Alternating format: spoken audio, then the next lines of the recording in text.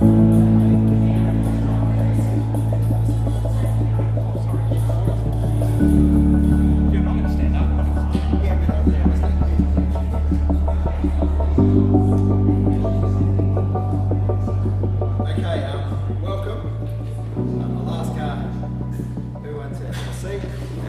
got your water bottles, got your gels. We're sitting in for a session on training, and just like to thank you very much on behalf of the WSTC committee for coming today. This is our third seminar.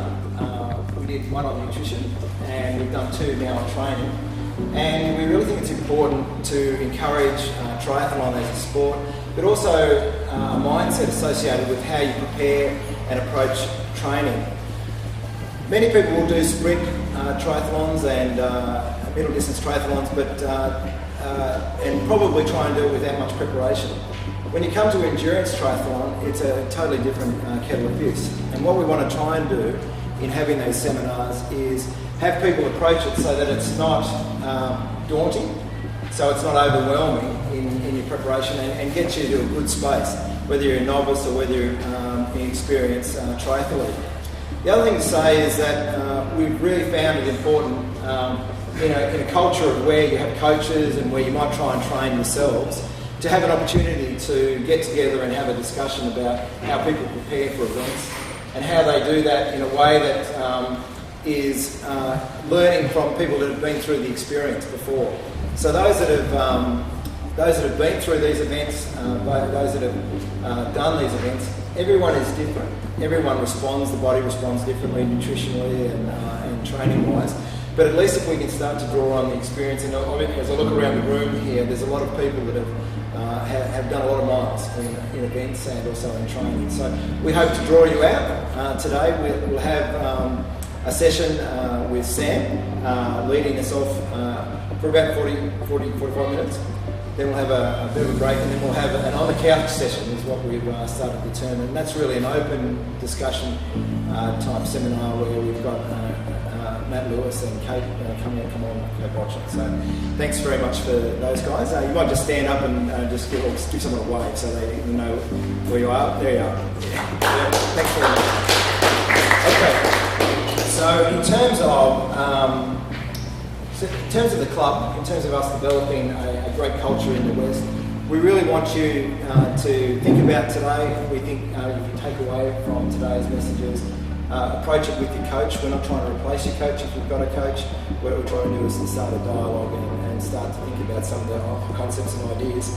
And really, Sam has put a lot of thought into this, and what we think we've come across is something that will help you with your preparation and your training. Let me just give some background and embarrass Sam for a minute. He was 2011 Triathlon Series winner, won 3 races. So that's a round of applause for that, Sam. Well done. He won his age group in Shreech and Moy in 2010. He's a 11-time finisher for the Ironman, makes him a legend.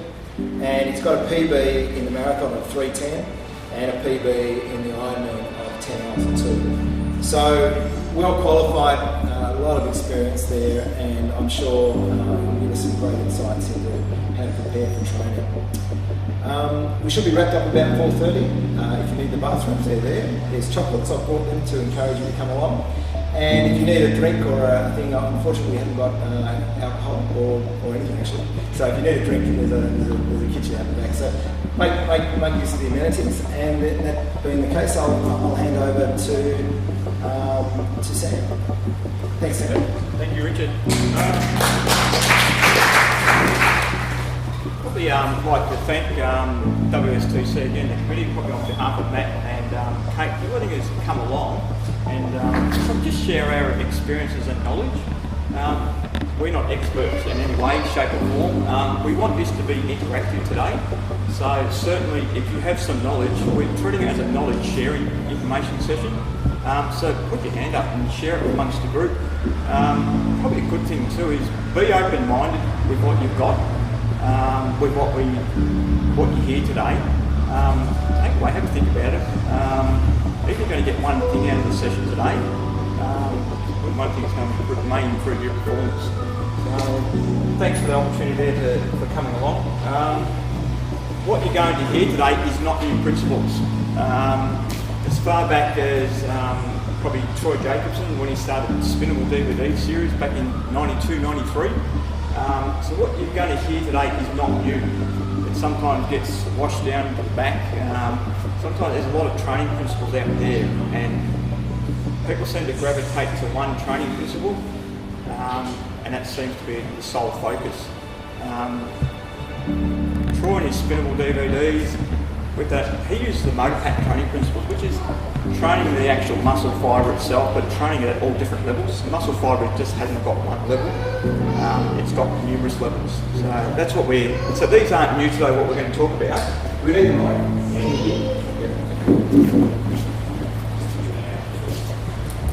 These kids are nice.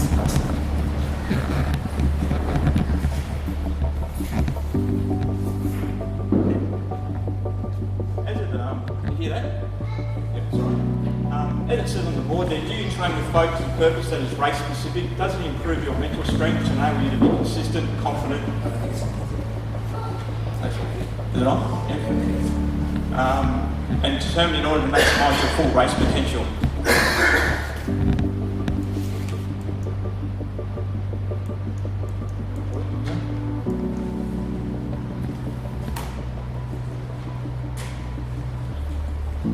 What I've got there is,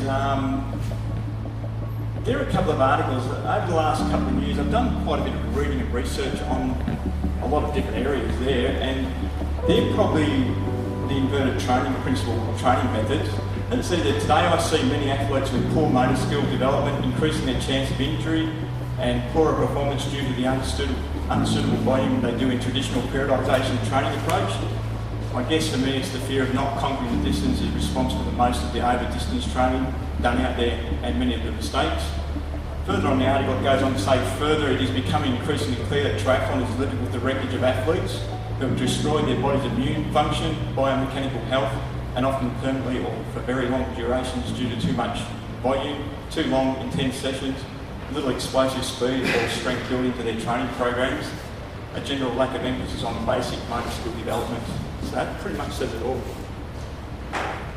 Today in the session, we're going to share with you, as we said, our knowledge and experience, the principles of training, the 10 commandments of smart training, and what happens when we increase the distance, a new set of principles. Then we're on the couch, we're going to end up with Matt and Kate joining us, and that's an open session. Fire away. Start thinking about your questions as we're going through it, and let's sponge as much knowledge as we can out of these people here while we've got the opportunity.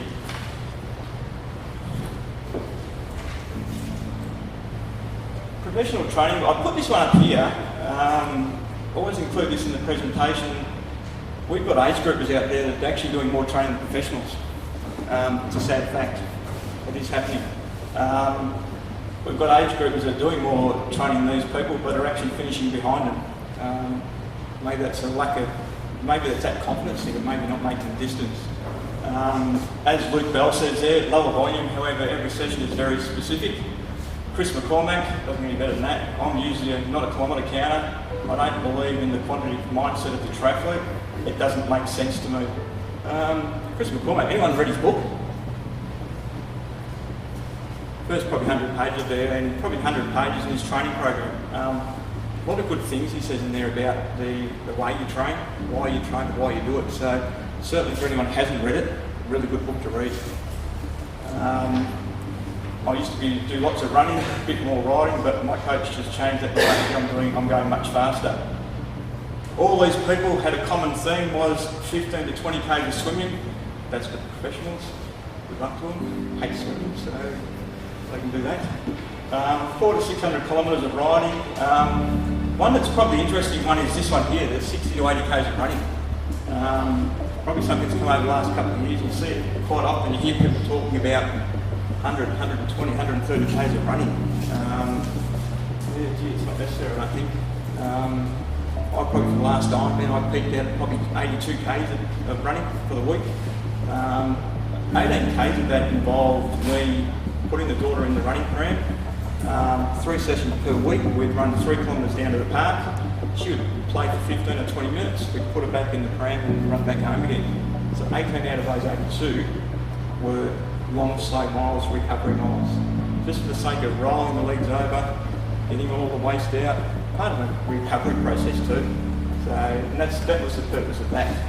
So I sourced that from the Australian Triathlon magazine back in April, May 2011.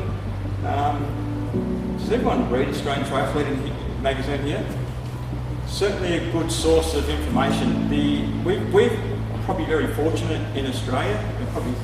We have our professionals share a lot of their information because they're prepared to share our information with us. Their favourite training sessions and all that, very good source of information. I've used quite a bit of that stuff that I've learned out of those magazines and have incorporated that into my current preparation. So certainly think about what they maybe haven't saying and have a look at what they're saying, how they fit it into their program. Then think to yourself, how can I make that race specific to my program for what I'm wanting to achieve? So what we've got here, training principles. Of all the research that I've read, as a coach, my job is to decipher that information in all this reading I do, all the research I do. For just a general athlete out there, it'd be a bit of a minefield out there because we've got this, we call it in the left corner here, we've got them coming out boxing from the left corner, it's this volume approach, high hours of training. Then we've got down in the right hand corner here, we've got the people writing these articles saying it's quality, it's quality, it's quality.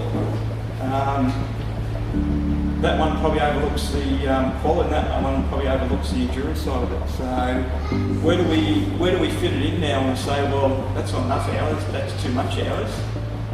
We say then our training should be race specific. So it doesn't matter what distance you're doing, whether